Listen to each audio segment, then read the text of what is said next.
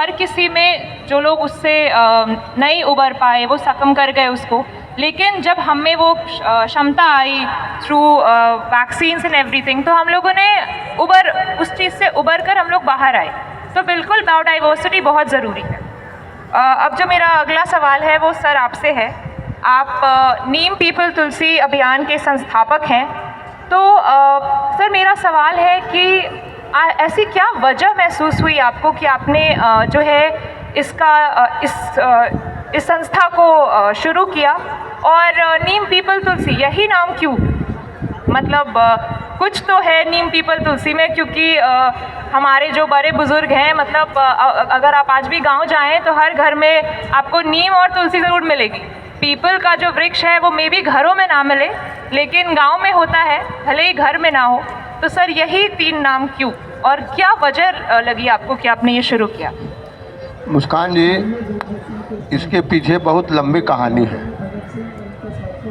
People, मैं एक homeopathic चिकित्सक होने के नाते मैंने यह महसूस किया कि सोशल मेडिसिन की ज़्यादा आवश्यकता है, लेकिन हम तमाम चिकित्सक आज केवल मेडिसिन की ओर जा रहे हैं। इस अभियान को शुरू करने से पहले मैं अपने गांव में एक अभियान शुरू करने गया था। कुछ नौजवानों के बीच में एक मैं चर्चा किया। चर्चा के दरमियान में उस समय मैं भी 3rd ईयर का स्टूडेंट था होम्योपैथिक चिकित्सक का। तो मैं नौजवानों के बीच में चर्चा किया। चर्चा के दरमियान सब लोग तैयार हो गए। अब सब लोगों ने कहा कि आपको पौधा लाना है। मैं वहाँ असमंजस में पड़ गया, या मैं कहाँ ही फेरा में पड़ा गया। अब सब लोग हम ही को कह रहा है कि पौधा ला के दीजिए। तब मैं वहाँ हाँ ना में लगा रहा। अंत में मैं जब पूरे अपने पुराने गांव में घूमा, अपने पुराने घरों में घूरा, हमको पीपल दीवार पर दिखाई दिया, कुआं में दिखाई दिया, नली में दिखाई दिया। तब मैं नौजवानों को कहा कि मैं तो पौधा ला दिया हूँ। लोग कहाँ से ला दिए? फिर उसमें एक जो शिक्षित था, जो समझदार था, उसको मैं समझाया। तब से मैं पीपल को एडॉप्ट किया हूँ कि कहीं भी अगर पर्यावरण और पेड़ पौधा की बात करूँगा तो घंटा 1 घंटा में उस गांव में या उस क्षेत्र में मैं पीपल का पौधा उपलब्ध करा सकता हूं निःशुल्क। दूसरा नीम है। बचपन में हमको बहुत खाज खुजली होता था, तो मैं उसका नीम से ही उसका इलाज किया था। और जहां तक तुलसी है, और एक आदमी ने कहा कि इसमें आप तुलसी जोड़ दीजिए, तब से मैं नीम पीपल तुलसी अभियान 1991 से लोगों को चला रहा हूँ। दूसरा, जो पीपल अपने राज्य का राजकीय पौधा है। पीपल अपने आप में विश्व में विख्यात है बोधि वृक्ष के नाम से, जहाँ ज्ञान की प्राप्ति होती है, जहाँ जो भी नकारात्मक है, पीपल के नज़दीक बैठने से एक सकारात्मक विचार उत्पन्न होता है। यह बुद्ध को भी के माध्यम से भी पूरे देश में है कि एक बोधि वृक्ष है, सकारात्मक है। तब से मैं यह पीपल नीम तुलसी अभियान चला रहा हूँ। दूसरा, पीपल विषय में पक्षी भी है। सबसे ज़्यादा अगर पक्षियों का आवास होता है तो पौराणिक पौधा पर होता है। उसमें बड़ है, पीपल है, पाकड़ है, गुल्लड़ है, नीम है।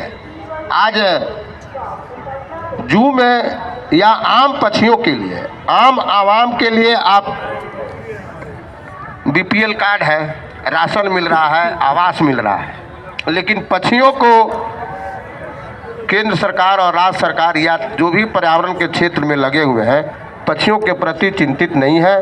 भले हम पेड़ लगाते चल रहे हैं, कोई कुछ लगा रहा है, कोई जंगली पौधा लग रहा है, लेकिन ये आम पौधा के प्रति लोगों का रुझान नहीं है। हम जितना ज़्यादा से ज़्यादा पीपल लगाएंगे, पक्षियों के लिए आवास बनाएंगे, उसका भोजन की व्यवस्था करेंगे।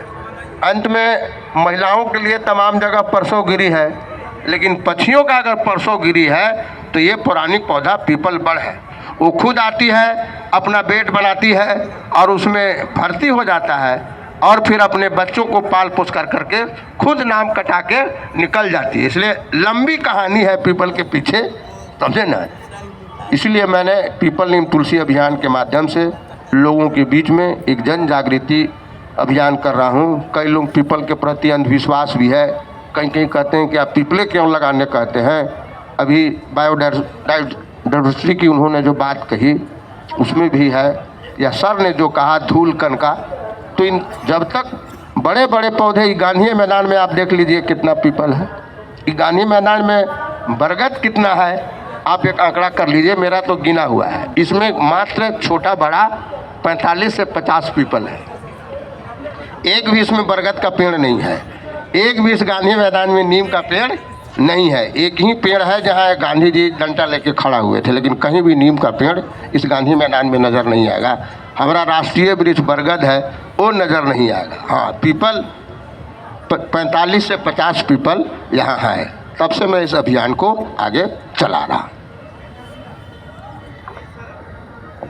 Thank you sir. इतनी सरलता से सर ने हमें बताया कि कैसे पीपल हो गया या नीम हो गया या तुलसी हो गया, इन सब की ज़रूरत है। और ये सच्चाई है कि आपको बरगद और पीपल का जो पेड़ है, अब ये जैसे हम बात करते हैं कि ये एक्सटेंट हो गया, वो एक्सटेंट हो गया, तो इसमें कोई संशय नहीं है कि आने वाले टाइम में हम ये भी मे भी कहना पड़े कि अरे पीपल तो देखने को नहीं मिलता, शायद एक्सटेंट हो गया।